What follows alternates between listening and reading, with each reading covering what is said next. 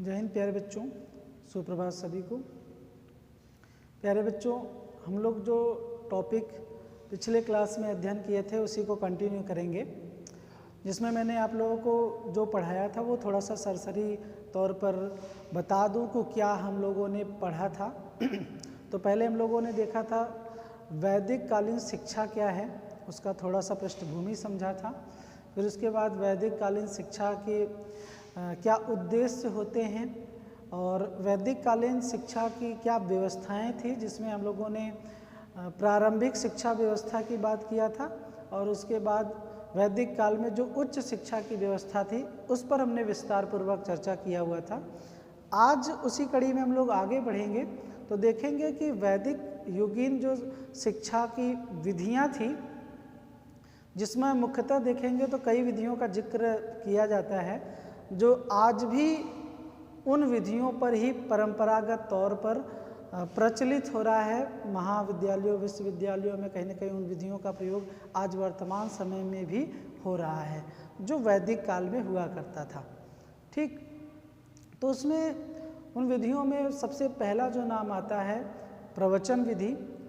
गुरु जो होता था वो शिष्य के सामने प्रवचन के माध्यम से उनको शिक्षा ग्रहण कराता था, जिसमें धार्मिक ग्रंथों का प्रवचन दिया जाता था और शिष्य जो होता था उसको ध्यानपूर्वक सुनता था और उनका अनुकरण करते थे। वो गुरु के द्वारा जो वेद मंत्रों का उच्चारण किया जाता था, उन वेद मंत्रों के उच्चारण को बालक कंठस्थ करता था और कंठस्थ करने का मतलब ये कह सकते हैं याद करता था। जो आज के समय में भी छोटे बच्चों को देखे होंगे प्राथमिक विद्यालयों में, तो टीचर के द्वारा जो भी क ख 1 2 3 या टेबल जब भी पढ़ाया जाता है तो वो कंठस्थ करते हैं और उसके बाद दोहराते हैं उसको। ठीक है, तो ये प्रवृत्ति उस समय भी थी, आज भी कहीं ना कहीं पाई जाती है। तो गुरुओं के द्वारा जो एक विधि पाई जाती है उसका नाम है प्रवचन विधि। ठीक है, जहाँ पर धार्मिक ग्रंथों का प्रवचन दिया जाता था। ये बहुत ही प्रचलित प्रविधि है। ठीक, उसके बाद है दूसरा आपका व्याख्यान विधि ना, लेक्चर मेथड जो हम लोग कहते हैं। आज उच्च शिक्षा में देखेंगे तो इसका बहुत ज़्यादा प्रयोग कहीं ना कहीं लेक्चर मेथड का किया जाता है। ठीक है, और उस समय किया जाता था। ठीक, तो शिष्यों को वेद मंत्र कंठस्थ कराने के बाद गुरु उनकी व्याख्या कर उसका अर्थ एवं भाव स्पष्ट करते थे। ठीक है, जब कंठस्थ करा लिया जाता था वेद मंत्रों को प्रवचन के माध्यम से, तो उनको क्या किया जाता था, उसी वेद मंत्रों का व्याख्या के माध्यम से उसका कह सकते हैं अर्थ बताया जाता था, भावार्थ समझाया जाता था उनका, और शिष्य जो है वो ध्यान पूर्वक उनको सुनते थे। तो व्याख्यान जो विधि प्रयोग की जाती थी तो उस समय गुरु जो है उसको और भी व्याख्यान में कह सकते उदाहरण जो है विधि उसका भी, जिसको कह सकते हैं दृष्टांत उदाहरण भी प्रस्तुत करके बच्चों को समझाने का प्रयास करता था। क्योंकि उस समय आप देखेंगे तो लिखित बहुत ज़्यादा पुस्तकों का अभाव था, पुस्तकीय ज्ञान उतना नहीं दिया जाता था, तो इसलिए कह सकते हैं कि ये जो व्याख्यान दिया जाता था, व्याख्यान को छात्र ध्यानपूर्वक सुनता था और उसके पश्चात बालकों को कई उदाहरणों के माध्यम से उसको समझाने का प्रयास किया जाता था, जो आज भी बहुत प्रचलित ये व्याख्यान विधि है। ठीक है, तो वेदों के मंत्र को कंठस्थ कराने के बाद गुरु क्या करता था, व्याख्यान के द्वारा उसके अर्थ और भाव को स्पष्ट करता था। फिर उसके बाद जो तीसरी विधि प्रचलित थी वो प्रश्नोत्तर है, शास्त्रार्थ है और वाद विवाद विधि है, जो कि वैदिक काल में काफ़ी प्रचलित रही है। तो वैदिक काल में गुरु क्या करता था कि जब उपदेश या व्याख्या देता था तो वो एक क्योंकि जब बच्चों को बता लेता था, उसके अर्थ या भाव को समझा लेता था, तो ये जानना चाहता था कि मैंने जो पढ़ाया बच्चों को, जो सिखाया बच्चों को, वो कहाँ तक उनको समझ पाए हैं। तो उसके लिए गुरु क्या करता था, अपने शिष्यों से प्रश्न पूछता था। ठीक है, और प्रश्न पूछ करके उनके मन में जो शंका था, जो कठिनाई थी, समस्याएं थी, उन समस्याओं को क्या करता था, समाधान करने के लिए बीच बीच में प्रश्न पूछा जाता था। ठीक है, तो ये जब प्रश्न पूछ करके वो पता लगाया जाता था कि बच्चों में क्या समस्याएं हैं, तो उस समय प्रश्न विधि की भी कहीं ना कहीं बहुत ही प्रचलन था। कई कह सकते हैं विद्वान आपस में शास्त्रार्थ भी करते थे।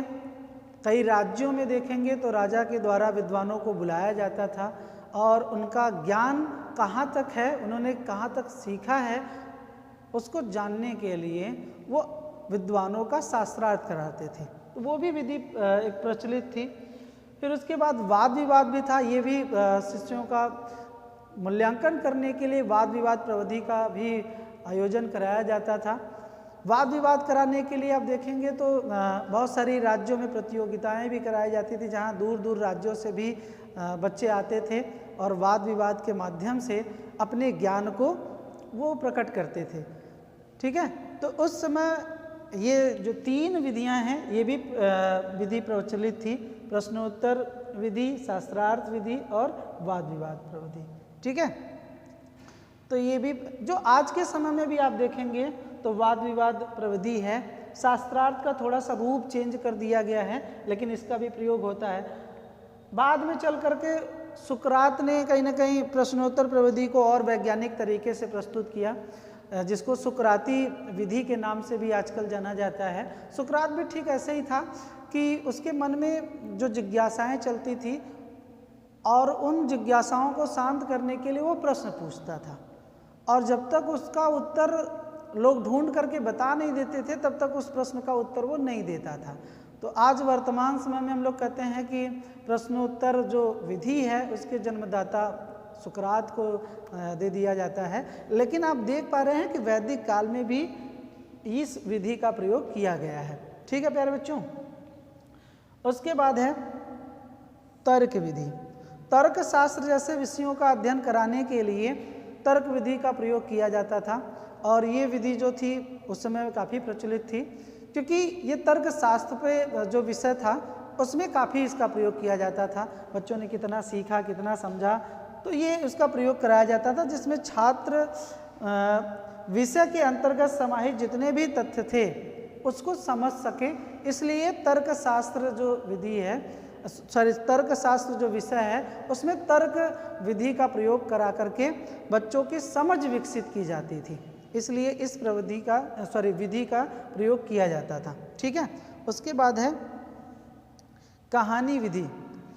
आज के समय में छोटे बच्चों को पढ़ाने का सबसे अच्छा तरीका, छोटे नहीं मैं तो कहता हूँ कि बड़े बच्चों को भी पढ़ाने का एक बहुत ही अच्छा तरीका है कि उनको कहानी के माध्यम से पढ़ाया जाए, सिखाया जाए, क्योंकि बच्चों को ना कहानी सुनना बड़ा पसंद होता है। ठीक, तो उस समय में भी गुरु क्या करता था, शिष्यों को शिक्षाप्रद कहानियाँ सुनाता था, और कहानी सुना करके उस कहानी से क्या शिक्षा प्राप्त हुआ, उस कहानी का क्या निष्कर्ष निकला, उससे उस कहानी से शिष्यों ने क्या सीखा, ये लास्ट में पूछा जाता था। जैसे आज के समय में छोटे बच्चों को खरगोश और कछुए की कहानियाँ सुनाई जाती हैं और लास्ट में पूछा जाता है कि आपने खरगोश से क्या सीखा। ठीक है, या लकड़हारे की कहानी सुनाई जाती है छोटे बच्चों को और पूछा जाता है कि आपने उस लकड़हारे की कहानी से क्या सीखा ना, क्या शिक्षा आपको मिला।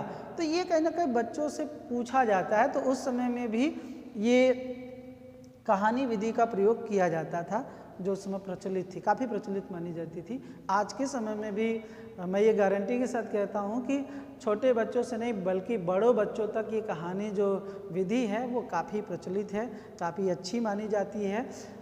जो बहुत बोरियस विषय लगते हो ना, जैसे इतिहास विषय देखा जाए तो काफ़ी लगता है लोगों को, सन है, ऐसे ऐसे नाम है जो याद करना बहुत कठिनाई महसूस होता है। तो इन विषयों को आप क्या करिए कि कहानी का प्रयोग करके या कहानी विधि का प्रयोग करके आप जब सिखाएंगे बच्चों को तो आसानी पूर्वक उसको वो सुन करके भी समझ सकते हैं। ठीक है, तो इसलिए इस विधि का प्रयोग आजकल ज़्यादा किया जा रहा है, उस समय भी किया जाता था। ठीक है, तो इसको फटाफट नोट कर लें। फिर आगे उसी कड़ी में हम लोग चलेंगे कि कौन कौन से शिक्षण संस्थान थे। विधि की चर्चा होगी, मुख्यतः जो 5 विधियां हैं उन 5 विधियों के अंतर भी देख रहे हैं, कई ठो विधियां हैं। तो अब हम लोग करेंगे ये देखेंगे कि वैदिक युगीन शिक्षा में कौन कौन से शिक्षण संस्थान थे। तो इसको आप फटाफट नोट कर लें, फिर आगे बढ़ेंगे, ठीक है। अब प्यारे बच्चों बात करते हैं गुरुकुल की, जो कि वैदिक युगीन शिक्षण संस्थाओं में कौन कौन सी ऐसी शिक्षण संस्थाएं थी जो ज़्यादातर प्रचलित थी और कहाँ पर शिक्षा दी जाती थी, जिसमें नाम आता है गुरुकुल का। किसका? गुरुकुल। तो वैदिक काल में गुरुकुल जो था वो कोलाहल या फिर कह सकते हैं कि गांव या नगरों से दूर घने जंगलों में ये स्थापित होते थे, जो कि नदी और झरनों के किनारे स्थित होते थे, ठीक है। तो ये कहाँ पर होते थे? तो ये अधिकांशतः अगर देखेंगे तो नदी अथवा झरनों के किनारे स्थापित होते थे। ये जो गुरुकुल होते थे या निर्मित किए जाते थे, ये घास भूसों के बनाए जाते थे। और यही आप अगर वैदिक काल के जो उत्तर वैदिक काल है उसमें देखते हैं तो ये जो गुरुकुल हुआ करते थे वो गांव और नगर के कह सकते हैं कोलाहल से दूर एक शांत वातावरण में वो भी स्थापित किए जाते थे, वो भी नदी और झरनों के कह सकते हैं कि पास में। इसलिए नदी हम झरनों की जिक्र कर रहे हैं, जो कि वहाँ पर उनको पेयजल की व्यवस्था हो जाए और उसके साथ साथ स्नान करने की भी व्यवस्था हो जाए, तो इसलिए नदी और झरनों के किनारे हुआ करता था ये गुरुकुल, ठीक है। ताकि विशेष आवश्यकताओं को ध्यान में रख करके वो गुरुकुल का निर्माण किया जाता था, ठीक है। और जहाँ पर आप देखेंगे तो धर्म की शिक्षा, वेदों की शिक्षा, ग्रंथों की शिक्षा दी जाती थी। और यहीं पर आप देखेंगे तो साहित्य की भी शिक्षा दी जाती थी, जो कि गुरुकुलों में ये माना जाता था कि जो गुरुकुल हुआ करते थे वो वातावरण के अनुकूल हुआ करते थे और वहीं पर आवासीय व्यवस्था, आवासीय का मतलब ये है कि रहने की भी व्यवस्थाएं होती थी। जहाँ गुरु रहते थे वहीं पर शिष्य भी रहते थे, तो एक पिता पुत्र जैसा संबंध भी दोनों में देखने को मिलता है। तो वहाँ पर आवासीय व्यवस्थाओं को भी देखने को मिलता है और वहीं पे जब रह करके शिक्षा ग्रहण करते थे तो खाने पीने, रहने पहनने सबकी कहीं ना कहीं जो व्यवस्थाएं थी वो गुरुकुल में ही हुआ करती थी। और उसके साथ साथ आप देखेंगे तो अगर उसमें से छात्र अगर बीमार पड़ता है तो उसके औषधियों की व्यवस्था भी उसी गुरुकुल में हुआ करता था, ठीक है। तो मुख्य जो केंद्र था एक शिक्षण संस्थाओं का वो उसका नाम आता है गुरुकुल, ठीक है। तो गुरुकुल कहाँ पर स्थापित हुआ करता था? वो कह सकते हैं कि जंगल में जो नदी और झरने थे उसके पास में स्थापित किए जाते थे। ये गांव और नगरों से दूर, कोलाहल मतलब कह सकते हैं कि जो शोरगुल वातावरण है उससे दूर स्थापित किए जाते थे, ठीक है। उसके बाद इस गुरुकुल के अलावा और भी अन्य ऐसे शिक्षण संस्थान थे जो उस समय प्रचलित थे, जिसमें शिक्षा दीक्षा लेने का काम किया जाता था, जिसमें नाम आता है पहले टोल का, ठीक है। तो टोल में संस्कृत भाषा की शिक्षा दी जाती थी। यहाँ पर जो है भाषा का भी ज्ञान कराया जाता था और इस टोल में एक ही शिक्षक जो होता था और वही शिक्षा देने का काम करता था। जो आजकल कह सकते हैं कि ग्रुप स्टडी जिसको हम लोग बोलते हैं, या फिर जो एक शिक्षक जहाँ पर पढ़ाए कुछ बच्चों को झुंड में लेकर के, वही स्वरूप उस समय था, तो इसको बोलते थे टोल, ठीक है। तो यहाँ पर किसकी दी जाती थी? तो संस्कृत भाषा की शिक्षा दी जाती थी एक शिक्षक के द्वारा। फिर उसके बाद था चरण।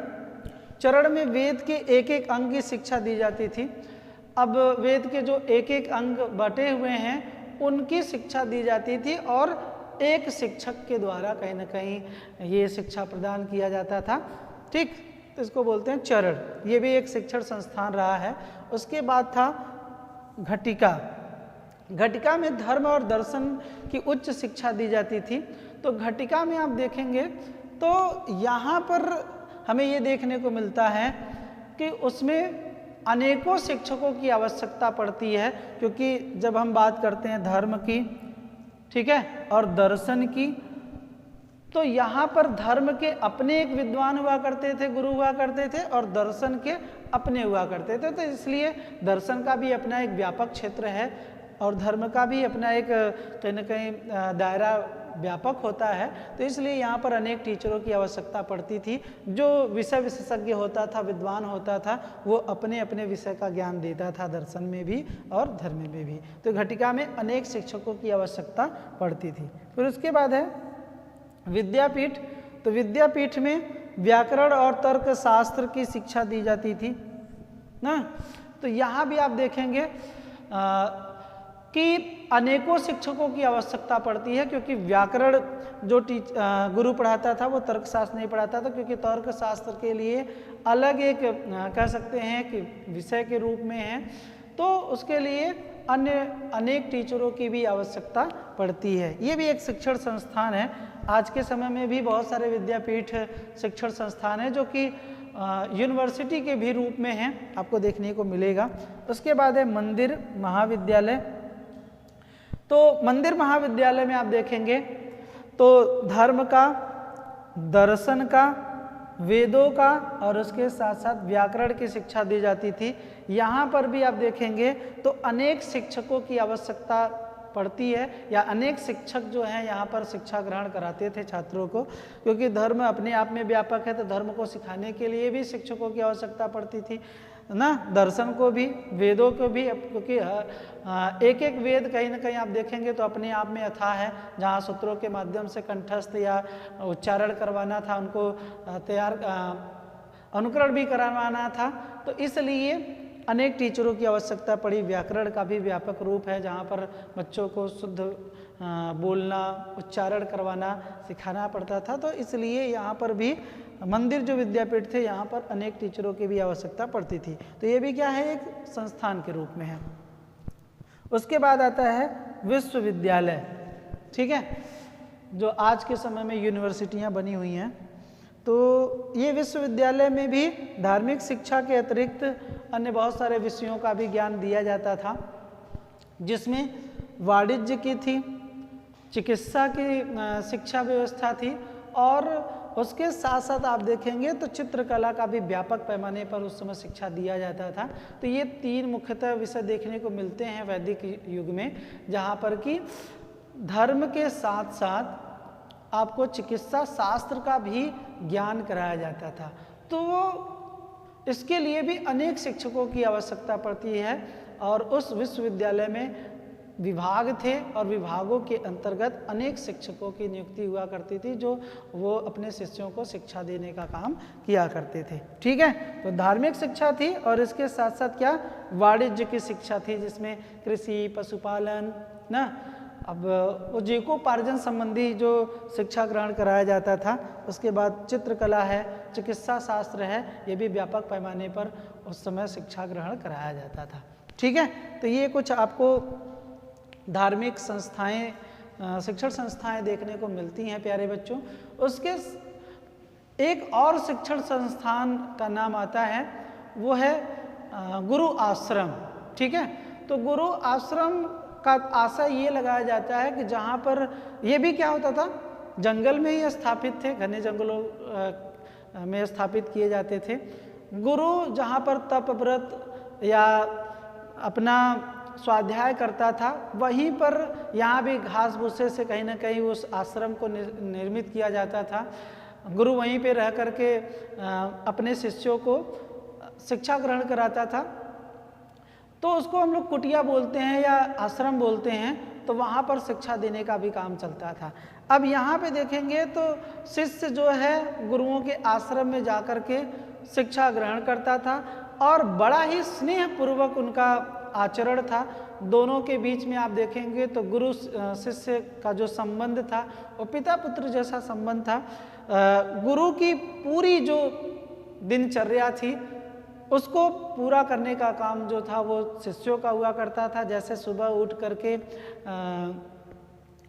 जब गुरु जाता था तो उसके लिए कह सकते हैं स्नान की व्यवस्था करना, यज्ञ के लिए हवन के लिए सामग्री जो थे उसको जुटाना, गुरु के साथ जाकर के भिक्षा मांगना गांव-गांव में, फिर उसके बाद जो वहाँ पर गुरु आश्रम में बच्चे पढ़ रहे थे उनके लिए भोजन पकाने या बनाने की व्यवस्था करना, ये कहीं ना कहीं शिष्यों का काम हुआ करता था। उसी तरीके से गुरुओं का भी अपना एक उत्तरदायित्व था, क्योंकि उस आश्रम में जो रहते थे उनको पुत्र जैसा प्रेम देना, स्नेह देना और सबसे महत्वपूर्ण चीज़ उनको ज्ञान देना, शिक्षा, मार्गदर्शन करना, उनके जीवन में जो जो कठिनाइयाँ आ रही हैं उनका समाधान करना, और उसके साथ साथ अगर बीमार पड़ रहे हैं तो उनके औषधियों की भी व्यवस्था करना, पूरा का पूरा जो उत्तरदायित्व था वो गुरु पर था। तो गुरु आश्रम भी एक महत्वपूर्ण शिक्षण संस्थान के रूप में जाना जाता है जो वैदिक काल में शिक्षा प्रदान किया जाता था। तो ये प्यारे बच्चों थोड़ा सा इसको नोट कर लीजिए कि कौन कौन से शिक्षण संस्थान हैं, फिर आगे हम लोग बढ़ेंगे। ठीक है, नोट कर लें आप लोग। वैदिक युग में हम जब देखते हैं तो ये पाते हैं कि वैदिक युग धर्म को लेकर के और वेदों को लेकर के अगर देखा जाए तो ज़्यादातर प्रचार प्रसार को देखने को मिलता है, जहाँ पर धार्मिक शिक्षा दी जाती है। लेकिन उसके साथ साथ आप देखेंगे ना तो शिक्षा को बढ़ावा देने और वहाँ पर ऐसे बहुत सारे केंद्र भी रहे हैं जिन्होंने शिक्षा को काफ़ी विस्तार दिया हुआ है। ठीक है, तो उनमें बहुत सारे नाम ऐसे आते हैं जिसमें मिथिला का नाम आता है, काशी का नाम आता है, प्रयाग का नाम आता है, उज्जैन का नाम आता है। ठीक है, तो ऐसे ही कुछ शिक्षा के केंद्रों का हम लोग देखेंगे और जानेंगे कि वहाँ पर कैसी कैसी शिक्षा व्यवस्थाएं थी, जिसमें पहले नाम आता है प्यारे बच्चों मिथिला। मिथिला जो थी मध्य भारत के तत्कालिक जो मिथिला राज्य थी वहीं की राजधानी रही है ये मिथिला, और यहाँ पर धर्म और दर्शन के विद्वानों का सम्मेलनों का आयोजन देखने को मिलता है, जहाँ पर धर्म और के कह सकते हैं कि बहुत ही प्रचंड विद्वान आते थे, और यहाँ पर नगर में जो है वो उसका प्रखंड विद्वान निवास भी करते थे, और यहीं पर आकर के आप देखेंगे तो एक आयोजन भी कराया जाता था जिसमें विभिन्न राज्यों के भी प्रचंड विद्वान यहाँ पर आकर के आपस में शास्त्रार्थ करने का कार्य करते थे।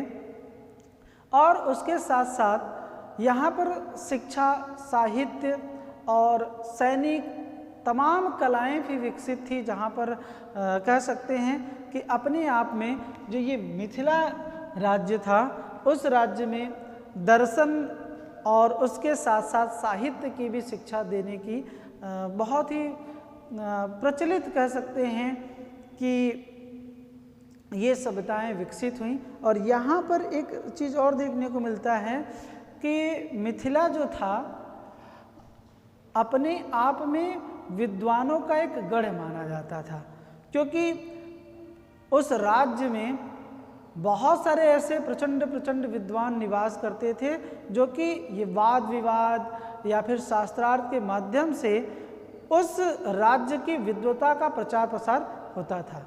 तो ये मिथिला जो राज्य था वो शिक्षा के मुख्य केंद्रों में कहीं ना कहीं आता है। ठीक, उसके बाद हम देखते हैं तक्षशिला।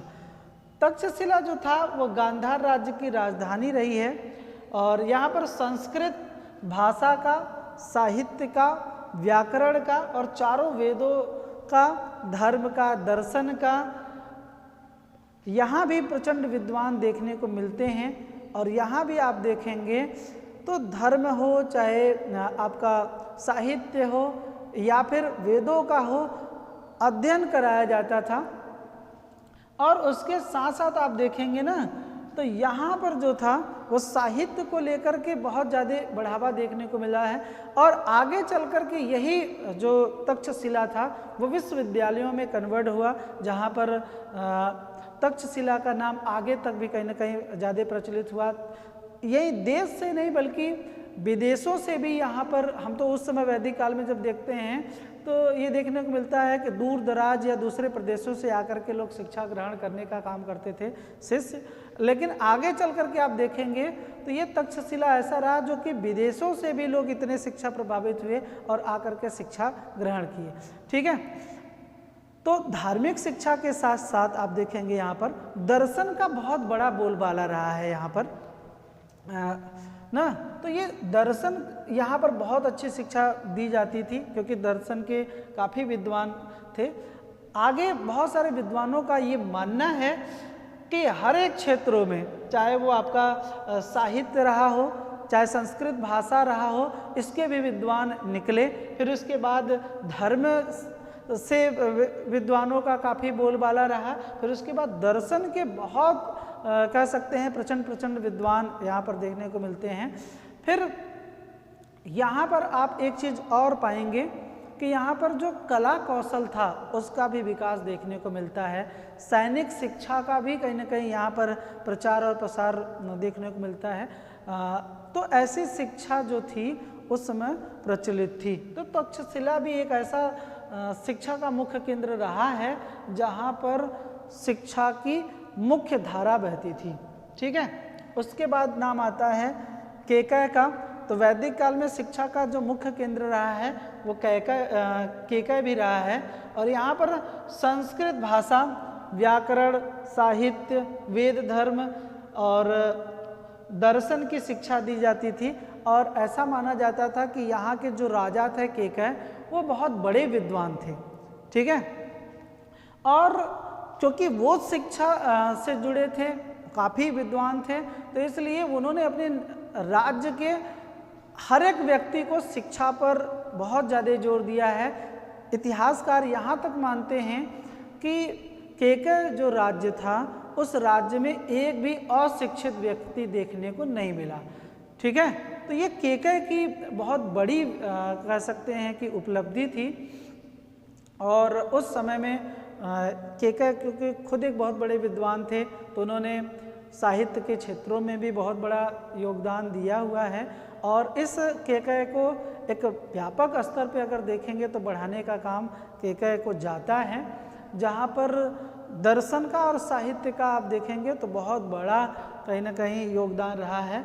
उसके साथ साथ आप देखेंगे तो कला का भी यहाँ पर, संगीत का भी देखने को मिलता है कि कहीं ना कहीं शिक्षा दी जाती थी। और उस समय में केकय नरेश थे, उन्होंने चिकित्सा शास्त्र की भी शिक्षा पर जोर दिया था जो आगे चल कर के उतनी विकसित नहीं हुई। लेकिन ये मान सकते हैं कि इन सब शिक्षा के द्वारा केकय जो राज्य था अपने आप में कहीं ना कहीं बहुत महत्वपूर्ण स्थान रखता है। ठीक, उसके बाद आता है काशी। ठीक है, वाराणसी आज वर्तमान समय में कह सकते हैं। तो भारत के पूर्वी भाग में स्थित काशी भी प्रारंभ से ही विद्वानों का एक गढ़ रहा है, ऋषि मुनियों का गढ़ रहा है, घाटों का शहर है। माँ गंगा नदी यहीं से कहीं ना कहीं बहती हैं। तो यहाँ पर भी आप देखेंगे ना, तो जहाँ पर ऋषि मुनि और जो महंत थे उनका शास्त्रार्थ भी यहाँ पर कराया जाता था। दूर दूर से जो ऋषि मुनि थे वो भी आते थे यहाँ पर और शास्त्रार्थ करते थे। तो शिक्षा की जो कह सकते हैं धारा थी वो यहाँ भी बहती थी। और यहाँ पर बहुत सारे उदाहरण के स्वरूप में हमें देखने को मिलता है, जिसमें काशी में अश्वपति, अजातशत्रु ब्रह्म विद्या के बहुत बड़े पंडित थे, जिन्होंने तमाम जो है विद्वानों को बुला करके यहाँ पर धर्म से संबंधित और दर्शन से संबंधित शास्त्रार्थ कराया। और लोगों को, हम तो ये कहते हैं कि विश्व स्तर पर लोगों को काशी के महत्व को बताया है। इसलिए यहाँ पर भी बहुत सारे विद्वान पैदा हुए और यहाँ की शिक्षा व्यवस्था को या फिर एक दर्शन की, साहित्य की जो विचारधारा है उसको बहुत आगे तक ले जाने का काम कहीं ना कहीं काशी ने भी किया है। ठीक है, और सदैव से एक कह सकते हैं कि काशी विद्वानों की कर्म भूमि रही है। काशी जो है अपने आप में बहुत ही विद्वानों की एक बहुत बड़ी श्रृंखला देखने को मिलता है। ये तो एक दो नाम आपको वैदिक काल का मैं बता रहा हूँ, आगे आधुनिक काल में भी बहुत सारे साहित्य के क्षेत्रों में कहीं ना कहीं उदय लिए हैं, जिसमें बहुत बड़ा नाम आता है आपका कबीरदास, मुंशी प्रेमचंद ना, ऐसे बहुत सारे। और साहित्य के ही नहीं बल्कि अगर देखा जाए तो संगीत हो, नृत्य हो, और कह सकते हैं यहाँ पर वैज्ञानिकता भी कहीं ना कहीं अपने आप में बहुत ज़्यादा सजोई हुई है। और सबसे महत्वपूर्ण बात कि आज भी काशी अपने संस्कृति को लेकर के, सभ्यता को लेकर के, सुंदरता को लेकर के सजोए हुए है, जो विश्व को अपनी ओर आकर्षित करता है। तो ये बहुत ही प्रचलित नगरी है, वो भी बहुत प्राचीन समय से, वैदिक काल के समय से। ठीक है, तो काशी भी अपने आप में महत्वपूर्ण स्थान शिक्षा केंद्र में रखता है। ठीक है प्यारे बच्चों, तो ये आप इतना नोट कर लें। फिर उसके बाद एक दो और जो महत्वपूर्ण शिक्षा के केंद्र रह गए हैं, मैं उसके बारे में भी आप लोगों को अवगत करा दूं, तो इससे पहले आप नोट कर लें प्यारे बच्चों। इसीलिए आप देखेंगे ना, तो जो काशी का नाम आता है, काशी जो है शिक्षा के लिए ज़्यादा महत्वपूर्ण स्थान रखा। यहाँ पर शिक्षा को और दर्शन को काफ़ी विकास मिला हुआ है। और इसी स्वरूप पे आप देखेंगे तो बहुत सारे विश्वविद्यालयों का भी कहीं ना कहीं आगे चल कर के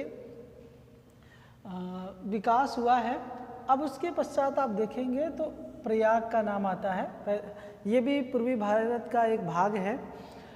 और वैदिक काल में यहाँ पर भी अनेक ऋषि आश्रम देखने को मिलते हैं।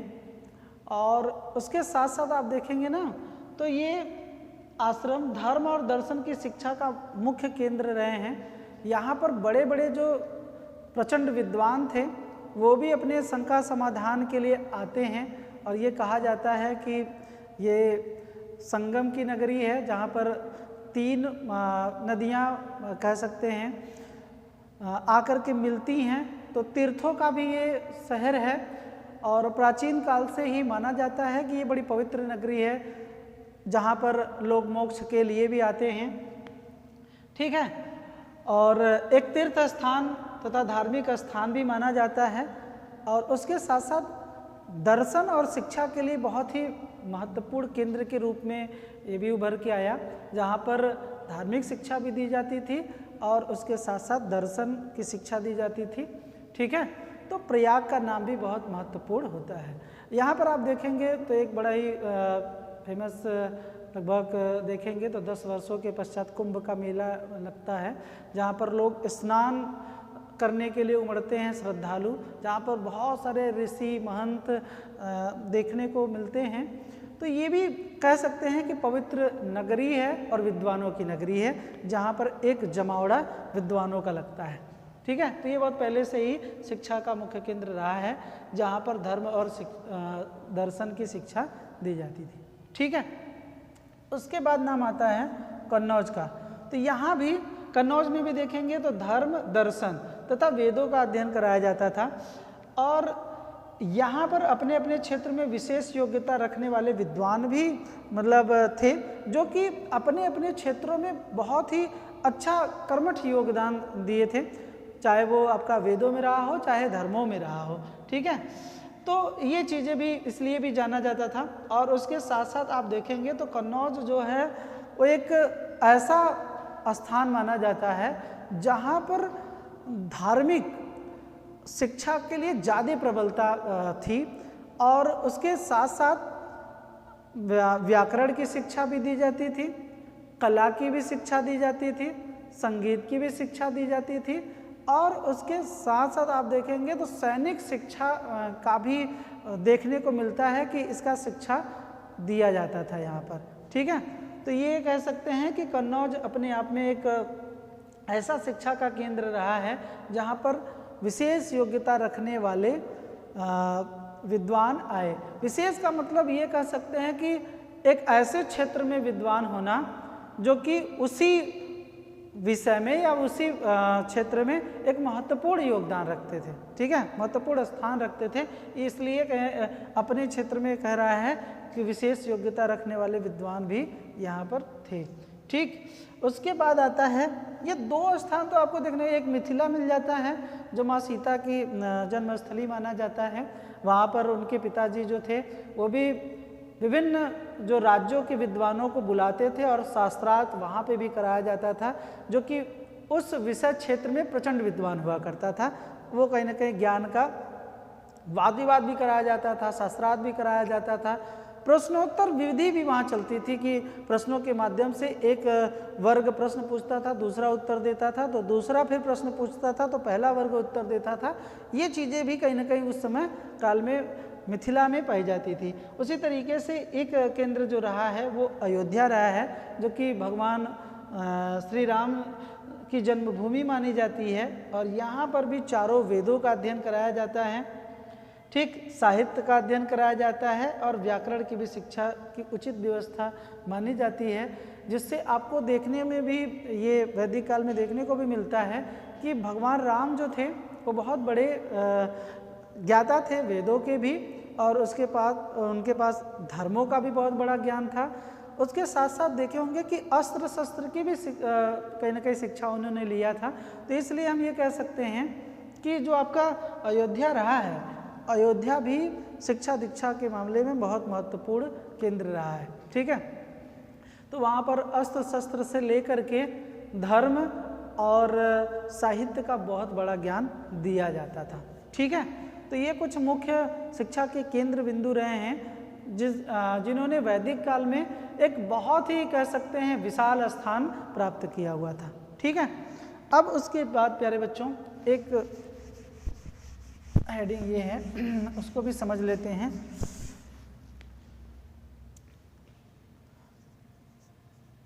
गुरु शिष्य संबंध।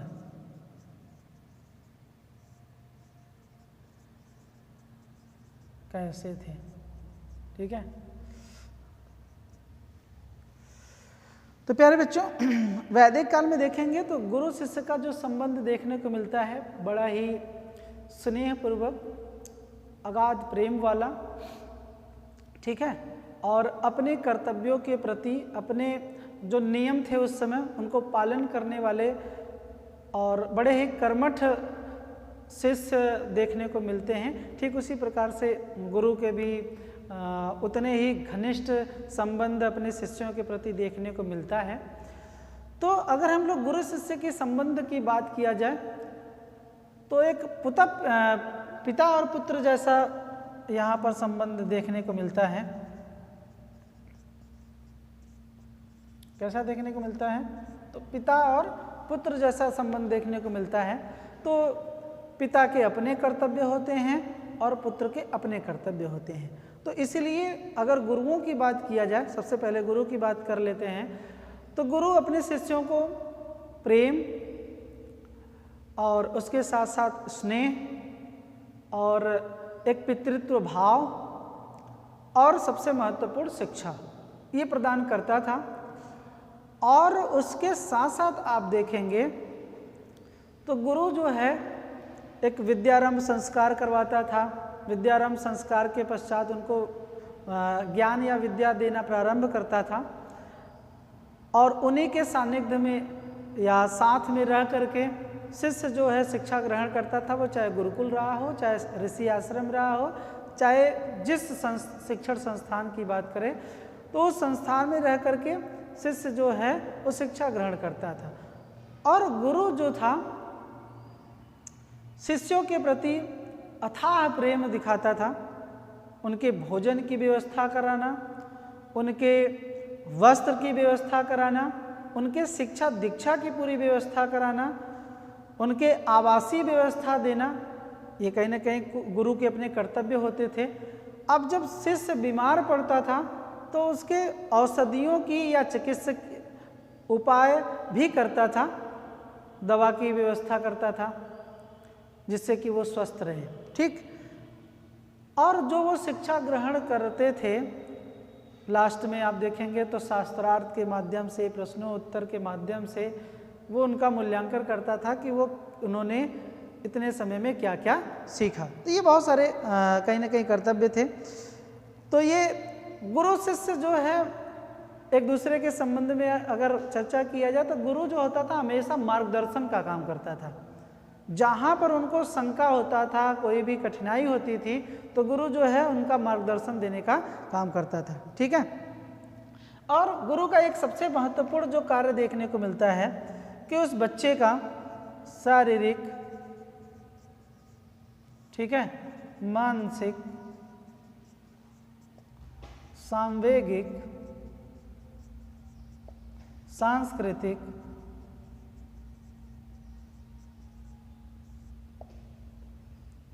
नैतिक, अब क्योंकि ऐसी शिक्षा देता है जिससे वो जीविकोपार्जन कर सके, तो कह सकते हैं कि आर्थिक, राजनैतिक, उसके बाद सैनिक शिक्षा भी ना, बौद्धिक भी, बौद्धिक शिक्षा, ये सभी प्रकार के कहीं ना कहीं शिक्षा देने का काम जो था वो गुरुओं के द्वारा अपने शिष्यों को दिया जाता था। अगर इन सबको मिलाकर के एक शब्दों में पिरोया जाए तो बात किया जाए तो कहा जाए कि बच्चे का या शिष्य का सर्वांगीण विकास का उत्तर जो दायित्व था वो गुरु पर था। ठीक है। अब गुरु पिता जैसा आचरण भी करता था, तो इसलिए वो उस बच्चे का क्या कराना चाहता था, सर्वांगीण विकास कराना चाहता था। ठीक है। अब उनमें तमाम प्रकार के सदाचार की भावना डेवलपमेंट करना, नैतिक कर्तव्यों का कहीं ना कहीं विकास करना, उनके अंदर नैतिक मूल्यों का विकास करना, बौद्धिक विकास करना, शारीरिक व्यायाम भी कराता था, शारीरिक खेल कूद, वो सारी चीज़ें थी। तो उस समय ना तो कह सकते हैं कि बच्चे का सर्वांगीण विकास करने का जो उत्तरदायित्व था वो गुरुओं पर था। ठीक है। उसी तरीके से अगर शिष्य का संबंध देखा जाए तो शिष्य का गुरु के साथ जो संबंध था वो पुत्र जैसा संबंध था, तो पुत्र के भी अपने एक कर्तव्य थे। ठीक है। सो करके जब उठता था छात्र तो स्नान करने के पश्चात वो गुरु के स्नान करने के लिए उनके लिए जल की व्यवस्था करना, और उसके पश्चात वो जो हवन, पूजा पाठ, उपासना करते थे उनके लिए लकड़ियों की, पूजा सामग्रियों की व्यवस्था करना, गुरुओं के साथ जाकर के भिक्षा मांगना, और उसके साथ साथ उस जहाँ पर वो आश्रम में या गुरुकुल में रह रहे हैं उसकी साफ सफाई करना, भोजन पकाने का जो काम था वो हर एक टोली को दे दिया जाता था, तो कह सकते हैं छात्रों को या शिष्यों को ही था। तो ये पूरा का पूरा जो उत्तरदायित्व था वो छात्रों का था। और सबसे महत्वपूर्ण बात, जब तक गुरु सो न जाए तब तक उनके पैरों को दबाना, ये भी कहीं ना कहीं शिष्यों का बहुत बड़ा उत्तरदायित्व था। ठीक है। तो ये अपने कह सकते हैं कि शिष्यों के उस तरीके से कर्तव्य थे। तो इन दोनों में बड़ा ही एक स्नेहपूर्वक संबंध देखने को मिलता है। ठीक है। तो यहाँ पर ये मोटे मोटे तौर पर अगर देखा जाए या समझा जाए तो इन दोनों में जो संबंध देखने को मिलता है प्यारे बच्चों, वो मिलता है पिता और पुत्र जैसा संबंध। ठीक है। समझ में आया? तो प्यारे बच्चों यहाँ पर आप देखेंगे ना तो जो शिष्य का कर्तव्य था वो ये भी था कि गुरु द्वारा कहे गए जो वचन हैं उनका पूरा आदर करना, सम्मान करना, इनका सबसे महत्वपूर्ण कहीं ना कहीं ये कार्य था।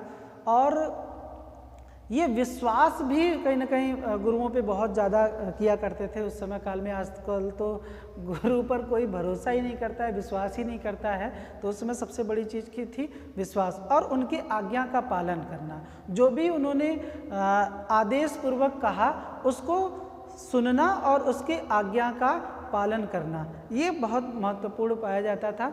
और गुरु भी ये चाहता था कि बच्चों के अंदर ऐसी चीज़ें भर दे, या कह सकते हैं कि ऐसा आत्मचेतना उनमें जागृत कर दे जिसमें वो आत्मनियंत्रण करना, सहनशीलता, तत्परता और आज्ञा का पालन जैसे गुणों का समावेश करना चाहता था, जिसमें वो निष्ठापूर्वक उस कार्य को कर सके।